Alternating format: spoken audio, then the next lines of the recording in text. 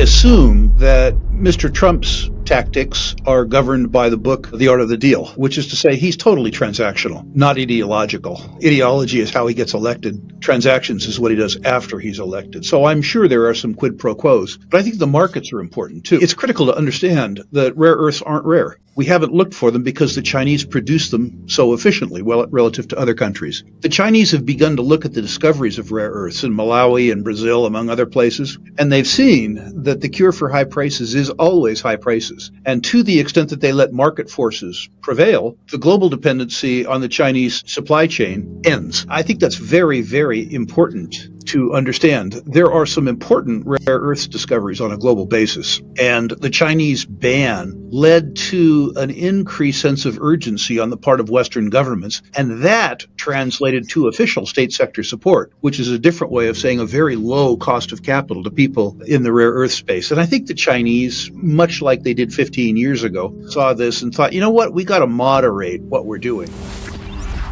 It's also worthy to note in rare earths that one of the reasons why the Chinese were such low-cost producers is because the environmental standards around their production in Xinjiang were horrible. And neither the Chinese people nor the Chinese state put up with that anymore. So the production costs, which were so low that made the Chinese so competitive, have risen rather dramatically. And the Chinese look at the impending commencement of supply in various parts of the world with supply chains that are no longer uncompetitive with them, and see that they have to cement their relationships with suppliers now or risk losing them. Junk is the wrong phrase. My friend Doug Casey famously says the US dollar is the worst fiat currency in the world with the sole exception of all the others. I maintain liquidity in fiat currency. I save in gold. Getting back to your question, I suspect that political risk is one thing. The U.S. weaponizing the SWIFT banking system, which is not our property, imposing our political will extraterritorially, and then stealing the Russian assets, irrespective of how you feel about Russia. It's worthy to note that Germany is a G7 country. They said to the U.S., yes, we appreciate everything that you've done for the world economic system. Send us our gold back, please. The other thing that you need to think about in the context of the U.S. 10-year Treasury or the U.S. 30-year Treasury relative to gold is that arithmetically,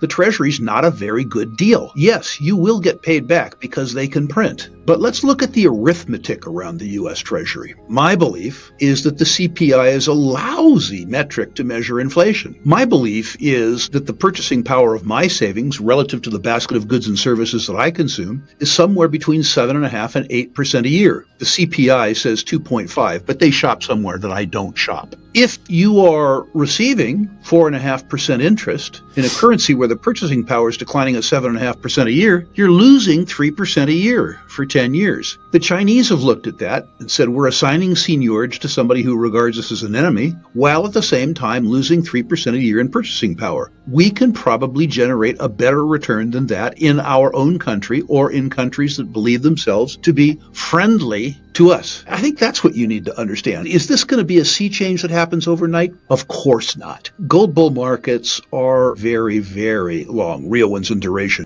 The first one of my career took place 1970 all the way to 1980, a 10-year bull market. And by the way, in the middle of it, in 1975, the price of gold fell by half. So if you're in the gold trade, and you should be, understand it's not going to be a steady progression of higher highs and higher lows. There's going to be perturbations. You will do well following arithmetic, but you will be subjected to a lot of volatility.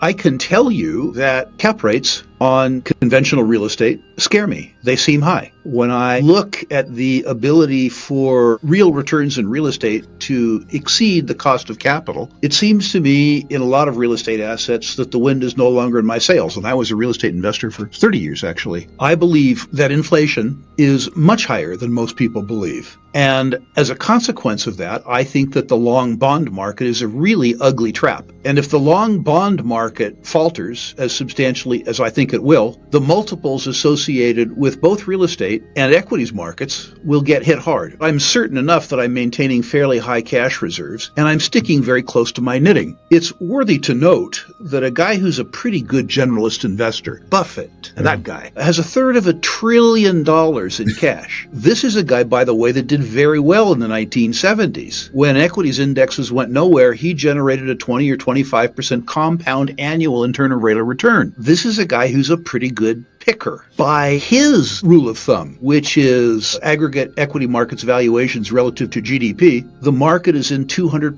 overbought territory. I'd probably rather rely on the Buffett indicator than the Rule indicator, because Rule never spent much time trying to understand that. In the dichotomy between the gold price, which has risen, and the gold equities prices, which haven't risen until recently, that's easy to explain. Gold had a bid from foreign central banks, and foreign central banks don't buy stock.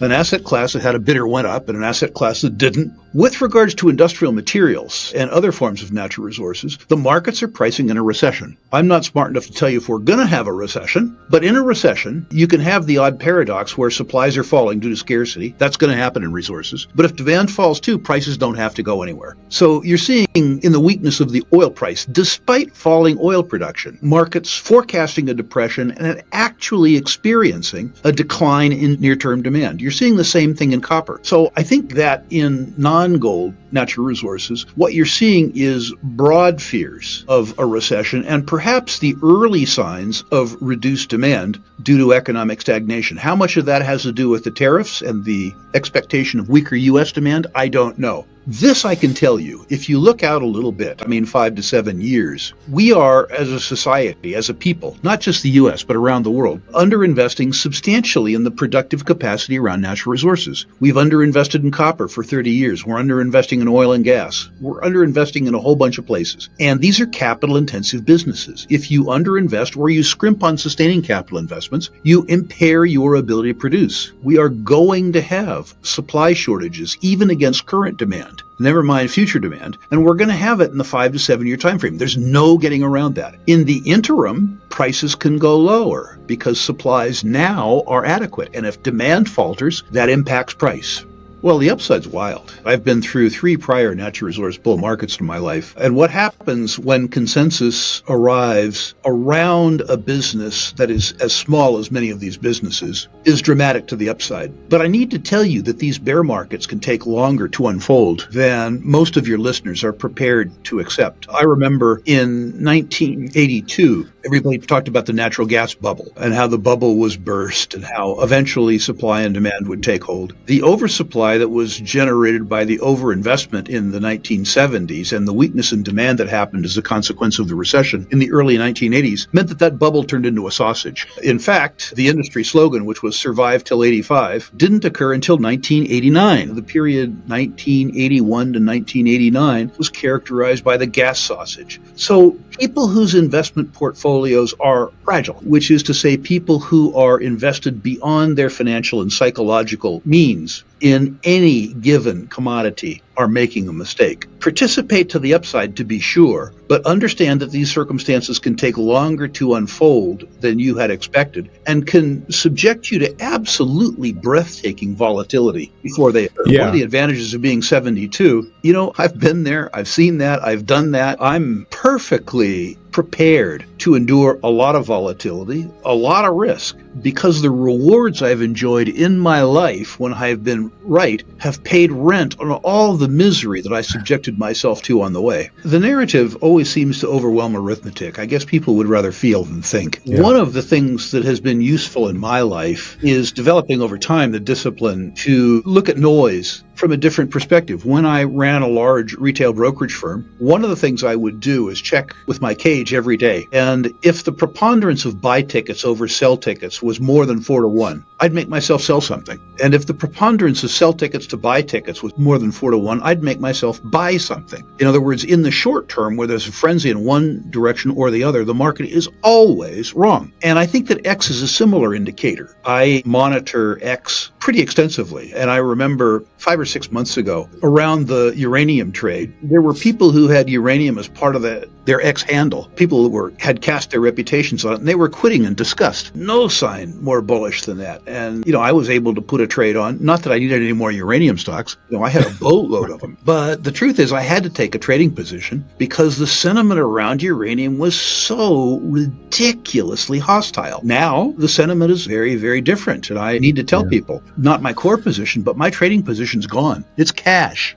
A lot of silver's newfound friends are traders, and should the market for one reason or another turn against them, even a couple ticks, they'll be history. Inflows into physical silver, if they're sustained, and by sustained I'd need to see it for a quarter, mean to me, based on history, that the generalist investor coming into the precious metals space. Precious metals bull markets always follow the same trajectory. They're led by gold, the fear buyer. And when momentum in the physical attracts attention, but also increases the margins of the producers, leadership changes from the metal to the equities. We've seen that happen. That's the second stage of a gold bull market. The next stage is predictable too. Value arbitrages come to exist between the best of the best, the biggest and the finest gold companies, and the best of the rest. And either the shares of the best of the rest go up, or the big guys take over the little guys. And then comes the silver trade. When the momentum in gold and the momentum in the gold equities attracts the generalist investor into the precious metals space, for reasons I don't understand, but I suspect it's lower unit cost, leadership changes from gold to silver.